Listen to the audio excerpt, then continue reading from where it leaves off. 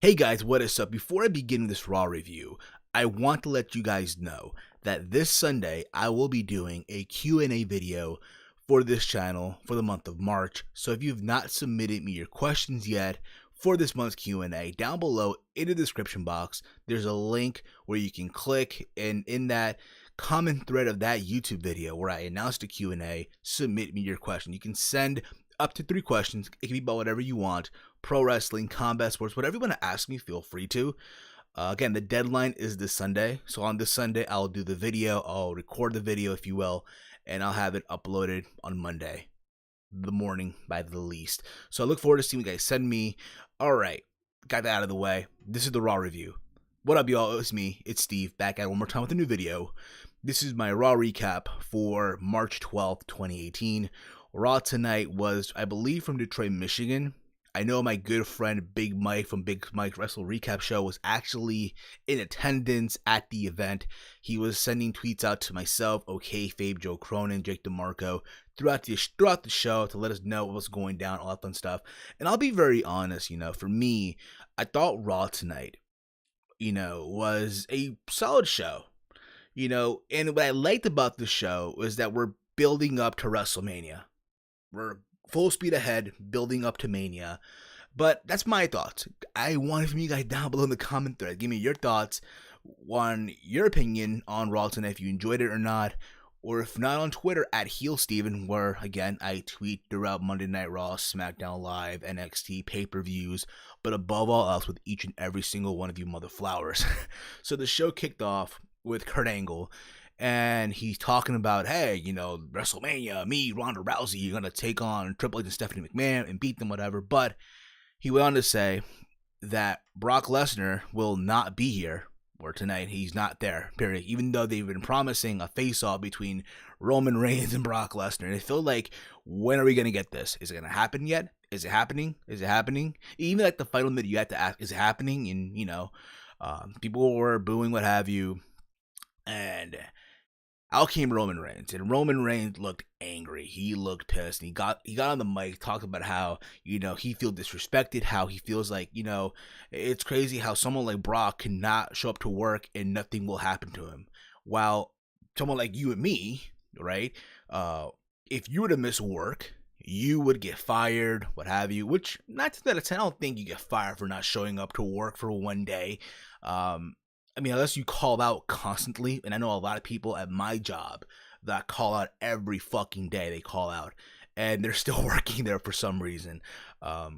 You'll probably get, it'll be brought to your attention, whatever. They'll probably sit you down, hey, you guys are calling out, or shit like that.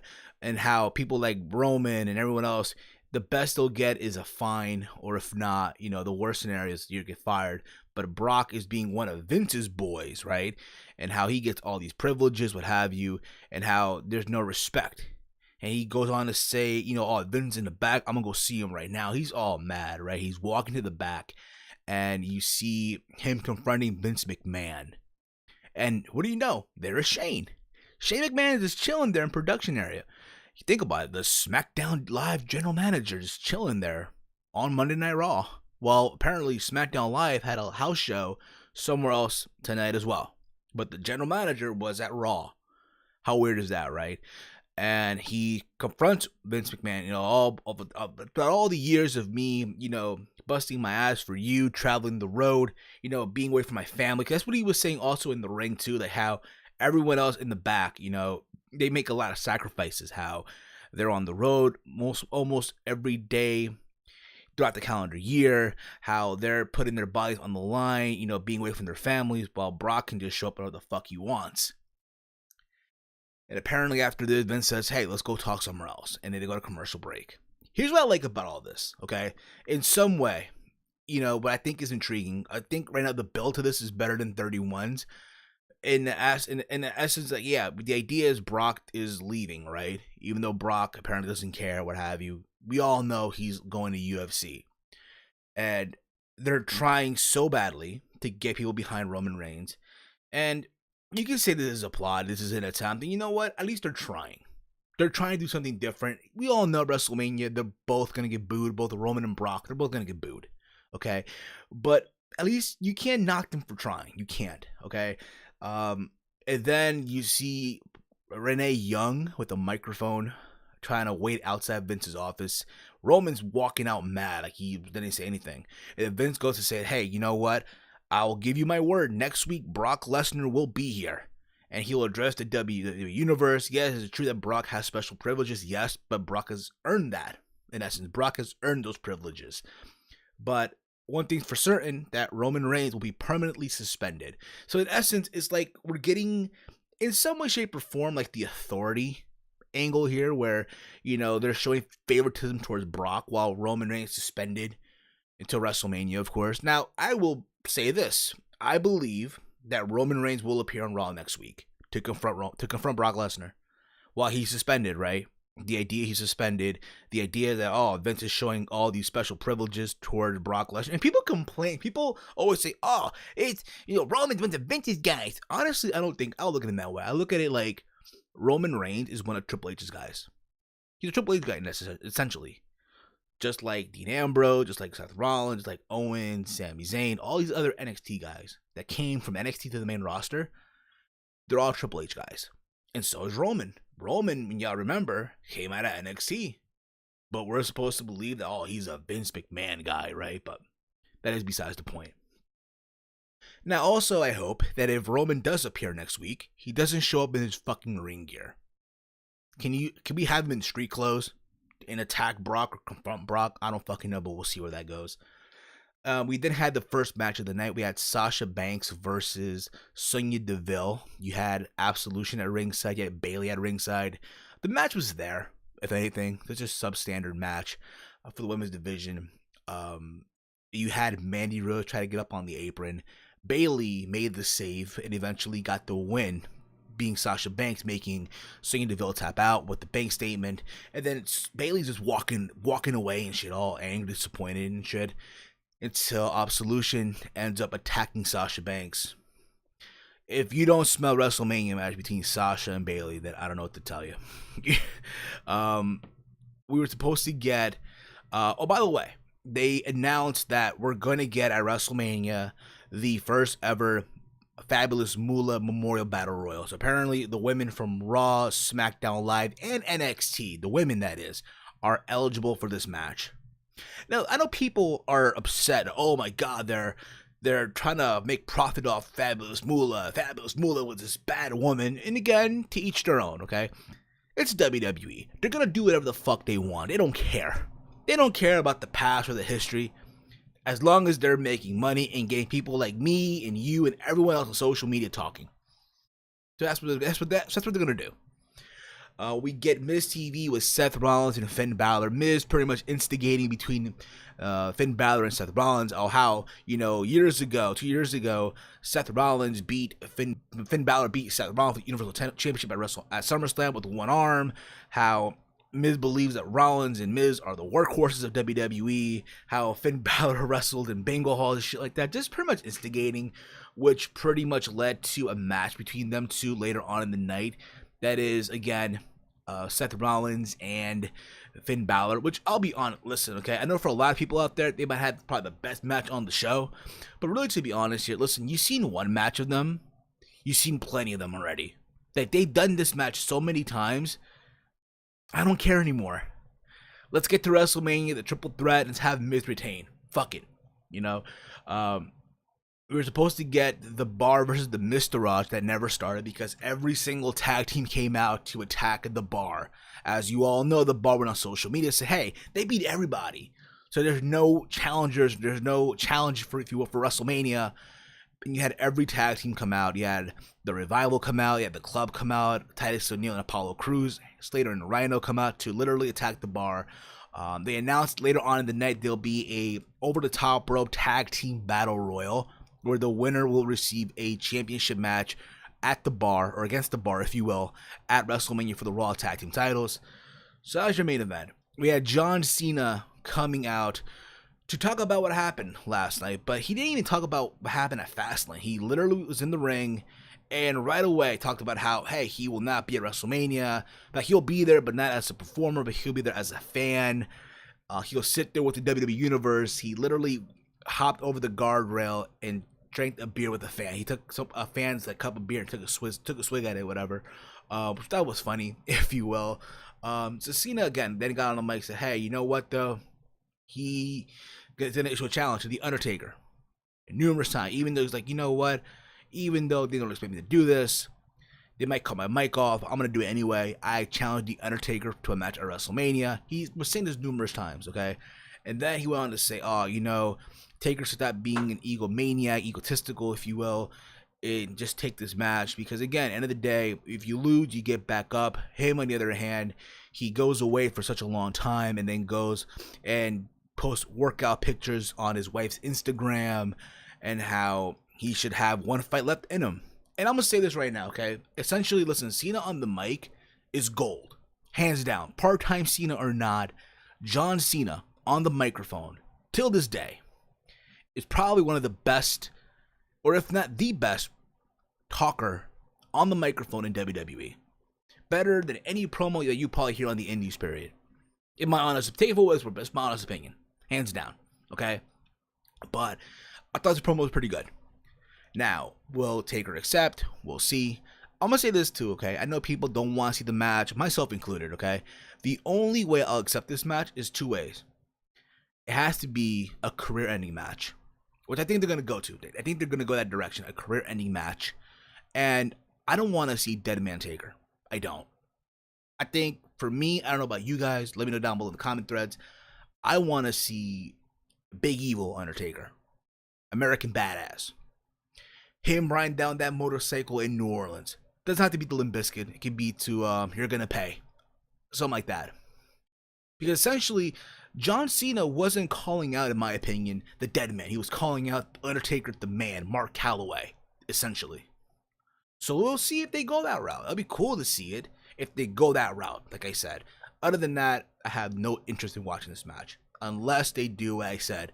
It's a career-ending match, and it's not Dead Man Taker, it's Big Evil Taker. Give me thoughts down below. We had Elias appear, and he was gonna sing, but then he walked away saying it's all your fault. As you all know, last week in that symphony match, whatever, Braun Strowman had his way with Elias and literally beat him up with every single instrument that he had available to him. Like I said earlier, we had Balor and Rollins go at it, or whatever match. Like I said earlier, you know, you see them go at it numerous times already. It's like whatever now, you know, just a substandard match on Raw. We had Asuka come out to talk about what happened at Fastlane. As you all know, now she's going to challenge Charlotte Flair for the SmackDown Women's Championship at WrestleMania. And she was going to talk about that, right? She was going to talk about all that and gets interrupted by Alexa Bliss and Mickie James. Now I want to know, why is Mickie James still with Alexa Bliss? Has that even been answered? It's like the biggest mystery I'm wondering right now. Why the fuck is Mickie James still with Alexa Bliss? I will never know the answer to that. It's a mystery still to this fucking day. And Alexa and Mickie get in the ring and they interrupt Asuka. They talked about how, you know, Asuka made the right choice, how they're going to support her, what have you, how Asuka's going to be fighting the B champion on the B show, SmackDown Live, which essentially kind of is now. SmackDown Live is now the B show, whatever. And how, you know, Alexa Bliss is still the dominant champion here on Raw, and she made a right choice by not challenging Alexa on at WrestleMania, because at WrestleMania she would have beaten Asuka, whatever. And then Asuka responds in just screaming mode. Oh, how, you know, I beat you before, and to be the woman, I gotta beat the woman, that being Charlotte Flair.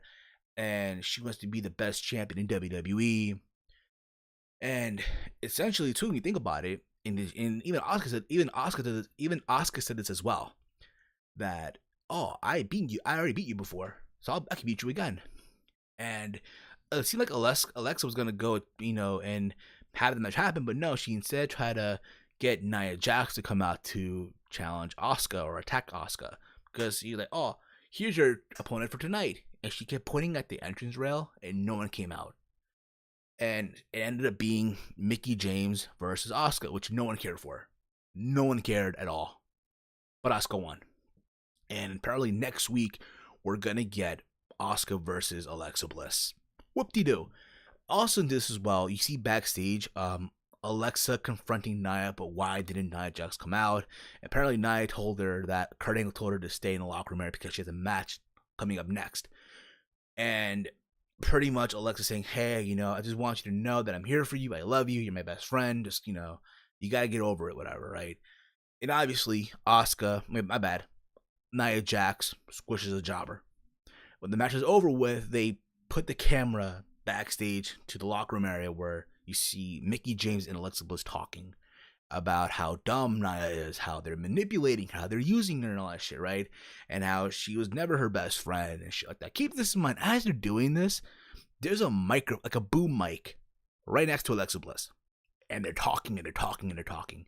Charlie Caruso then comes in and says that, hey, just so you guys know, I know we're supposed to do an interview right now. I understand that, but just so you know, because we're late with this interview, the boom mic has been on this whole time, and everyone can hear what you guys were saying. And Alexa's face just goes from all confident and cocky to just like, oh shit, I just fucked up big time. And you see them trying to leave while Nia just runs into the fucking locker room area, try to find Alexa Bliss and Mickie James, and she literally goes ham on everything to start tearing up shit like suitcases and just everything, just destroying everything completely, and screaming out like crazy, where's Alexa? Where's Alexa? Where's Alexa and shit? And just screams out like this crazy roar, like holy crap. Now again, you know where they're going with this. Now that Asuka's facing Charlotte at WrestleMania for the SmackDown Women's title, I think is obviously now that they're going to do Nia Jax versus Alexa Bliss for the Raw Women's title. Now, I saw people discuss on Twitter how it should be Sasha and Bayley for the championship. And I'll say this to be honest, okay? As much as I would prefer that, I'm not looking forward to Nia versus Alexa because I know it's going to happen. It's going to be a squash match. You're going to have Nia Jax squash Alexa Bliss at WrestleMania. That's how they're building this shit up to. Essentially, I'll be real with you. That whole segment where they're talking in the locker room area with the microphone being on, whatever, it reminded me a lot of 2005 when Triple H and Evolution were trying to persuade Batista to go over to SmackDown and challenge JBL. And Triple H apparently had this whole JBL limo set up as if it ran over Batista and called Batista to go to SmackDown to attack, JBL. And then Triple H and Ric Flair were talking in the locker room, and Batista was literally right outside the door as they were talking how they planned this whole thing out. Because Batista, again, they don't want him facing Triple H at WrestleMania at that time. And that's what it kind of reminded me of, in a way. But we'll see where this goes. Honestly, again, I just don't care for Nia Jax versus Alexa Bliss. I know it's going to happen. We then had the over-the-top rope battle royal. We had literally Braun Strowman come out and literally by himself win the whole thing. Literally win the whole thing. Yeah, there were moments where all the teams got involved and they tried to tag Braun Strowman, what have you. But when it was all said and done, Braun Strowman won the battle royal by himself. So essentially at WrestleMania, we're getting the Bar versus Braun Strowman for the tag titles. Now, I'm pretty sure next week they'll have Braun Strowman talk about who will be his tag team partner. Now, people were saying Samoa Joe. People were saying Elias. I wouldn't mind either two. If it was up to me, I would say Samoa Joe. I think that would be a badass tag team when you think about it in the long run. At the same time, it could be Elias. Because at the same time, you have both guys doing something. But we'll see where this goes. Well, we don't even know how injured is Samoa Joe still. But we'll see. But also next week on Raw, we're going to get the final deletion or the ultimate deletion, even though tonight they played a clip of it, or a snippet, if you will, where we saw Senior Benjamin, King Maxwell,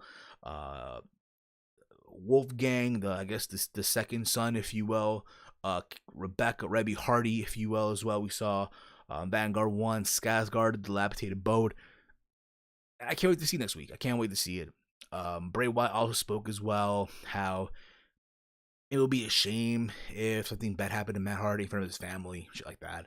But overall, that was Raw. Again, the big things on Raw tonight was Roman getting suspended temporarily and John Cena calling out Undertaker, also shooting on the mic. I guess people are saying, it's a heel John Cena. I don't think so. But essentially, if they're to go at it at WrestleMania, I guess Cena would be the de facto heel. And again, like I said earlier, I don't want to see, Dead Man Taker face John Cena. It has to be, in my opinion, the American badass Undertaker. Big Evil. Motorcycle. Going down New Orleans. Also, we found out that Kid Rock going to Hall of Fame. Big whoop, whatever. I'll say this, the theme song to Rumble 02 is probably one of the best theme songs I've heard in a while. Cocky by Kid Rock. So there you go with that. But again, this was my Raw recap. Guys, again, give me thoughts down below in the comment threads with your take on Raw and if you enjoyed it or not. Also, I'm doing a Q&A this Sunday. So down below in the description box, click on it, submit me your questions, and there you go. Follow me on Twitter at HeelSteven. I'll be back tomorrow for my SmackDown review. Tomorrow, I'll be doing my Ring of Honor 16th anniversary show review. All right. So that's it for me, guys. I am out. I had to get some sleep. I have work tomorrow morning. So thank you for tuning in. And as always, hate, comment, and subscribe. Until next time, it's me, it's Steve, and it's wrestling and whatever. Yeah.